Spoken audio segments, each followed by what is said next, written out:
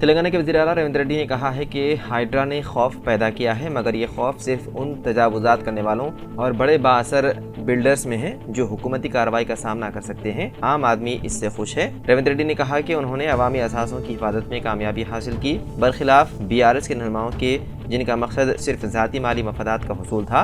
अफसोस के कुछ मीडिया के बड़े मालिकान भी तजावुज़ात में मुलव्विस हैं और वो हाइड्रा को नुकसान पहुंचाने और झूठ फैलाने की कोशिश कर रहे हैं। उन्होंने कहा, मुझे पता है कि ये एक जुर्रतमंदाना फैसला है जो सियासी नुकसान का बाइस भी बन सकता है, क्योंकि तजावुज़ात करने वाले और बड़े बिल्डर्स अपने गैर कानूनी कब्जे की लड़ाई लड़ सकते हैं, मगर मेरा ये फैसला हैदराबाद की हिफाजत के लिए है।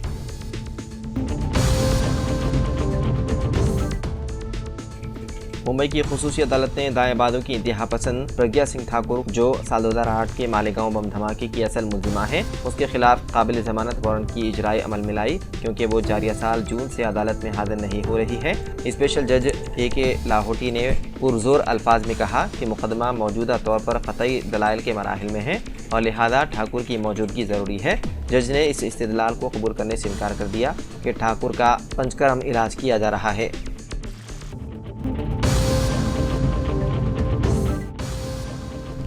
सुप्रीम कोर्ट ने जुमे को अलीगढ़ मुस्लिम यूनिवर्सिटी के अक़लियती दर्जे पर फैसला सुनाते हुए उसे बरकरार रखने का ऐलान किया। चीफ जस्टिस ऑफ इंडिया समेत 7 जजों की बेंच ने इस केस का फैसला 3-4 के अक्सरियती वोट से सुनाया। अदालत उज़्मा ने कहा कि यूनिवर्सिटी की अक़लियती हैसियत का नए सिरे से तयन करने के लिए 3 जजों की एक बेंच तश्कील दी गई है।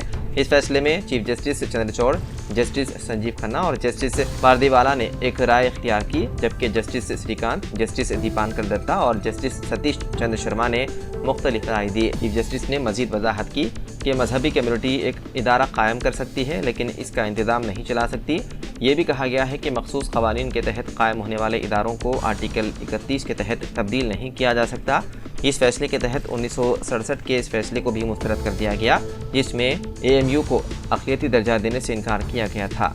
अदालत के मुताबिक AMU की हैसियत एक अक़लियती इदारे के तौर पर बरकरार रखने का मकसद मुसलमानों की तालीमी तरक्की में मदद फराहम करना है।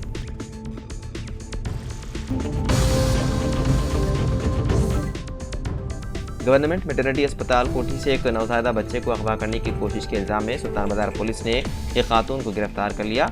पुलिस ने मुल्जिमा की शनाख्त अस्करी बेगम के तौर पर की है, जिसकी उम्र 45 साल बताई गई है और वो घरेलू मुलाजिमा है। खातून का ताल्लुक हैदराबाद के रेन बाजार से है। अस्पताल की सुपरिटेंडेंट J अनुराधा की शिकायत पर उसे गिरफ्तार किया गया। पुलिस के मुताबिक खातून को उस वक्त पकड़ लिया गया जब वो एक नवमौलूद बच्चे को अगवा करने की कोशिश कर रही थी। बताया गया है कि खातून के खिलाफ साबिक़ में इस तरह के मुकदमात दर्ज हैं। वो अपनी बेटी की ज़चगी में मदद के लिए अस्पताल पहुंची थी। पुलिस के मुताबिक मुल्जिमा की मुलाकात एक नामालूम शख्स से हुई, जिसने उसे एक बच्चा हवाले करने पर 50,000 रुपये देने की पेशकश की थी।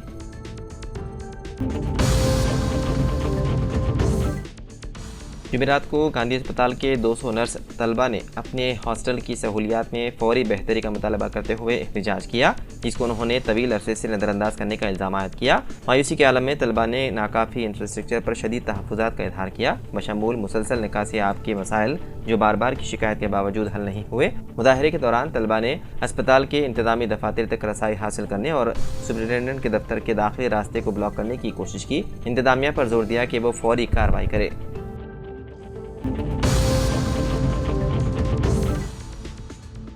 इंश्योरेंस पॉलिसी की खरीदी पर 0% लोन का लालच देकर एक ताजिर को साइबर मुजरिमों ने 1,75,000 रुपये का धोखा दिया। एक टेलीकॉलर जिसने दावा किया कि वो बजाज फाइनेंस कंपनी से है, इस स्कीम के बारे में मुताशरा शख्स को व्हाट्सएप के जरिए तफसीलात फराहम की और उससे कहा कि वो India first life insurance guarantee शुदा पेंशन प्लान के लिए अपनी दरख्वास्त जमा कराए। उन्होंने मुताशरा को 80,000 रुपये अपने पेटीएम में येस बैंक अकाउंट में मुंतकिल करने की हिदायत की। वाददा धोखेबाजों ने इजाफी कर्ज की सब्सिडी हासिल करने के लिए हेल्थ इंश्योरेंस पॉलिसी के लिए 56,050 रुपये का मुतालबा किया। एक और कॉलर ने उस शख्स को कर्ज पर कार्रवाई के लिए दरकार दूसरी हेल्थ पॉलिसी खरीदने के लिए आमादा किया। मुतासिर शख्स को जब यह एहसास हुआ कि उसके साथ धोखा किया गया है तो मुतासिर शख्स ने हैदराबाद के CCS में इस ताल्लुक से शिकायत दर्ज करवाई। इसके बाद पुलिस धोखेबाजों की तलाश में है मसरूफ।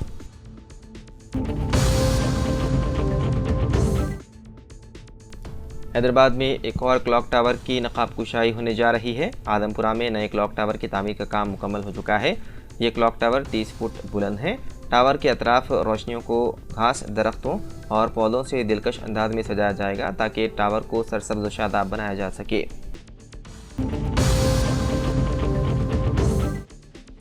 ईडी ने मल्ला रेड्डी मेडिकल कॉलेज में पीजी नशिस्तों के अलाटमेंट में बेकायदगियों की तहकीकात का आगाज़ किया। पीजी मेडिकल कॉलेज की नशिस्तों को ज़ायद फीस हासिल करते हुए अलाट करने की शिकायत पर ईडी ने साबिक़ वज़ीर CH मल्ला रेड्डी को नोटिस जारी की है। डायरेक्टोरेट ने तहकीकात के लिए आज ही हाजिर होने की हिदायत दी, जिस पर मल्ला रेड्डी मेडिकल कॉलेज के administrative officer Surendra Reddy ED अहदेदारों के रूबरू पेश हुए। बताया जाता है कि सुरेंद्र रेड्डी ने नशिस्तों के अलाटमेंट के बारे में अहदेदारों से वजाहत की। वाज़ेह रहे कि तेलंगाना के बाद मेडिकल कॉलेज में पोस्ट ग्रेजुएट नशिस्तों को भारी कीमत पर फ़रोख्त करने की शिकायत मौसूल हुई है, जिस पर ईडी ने तहकीकात का आगाज़ किया।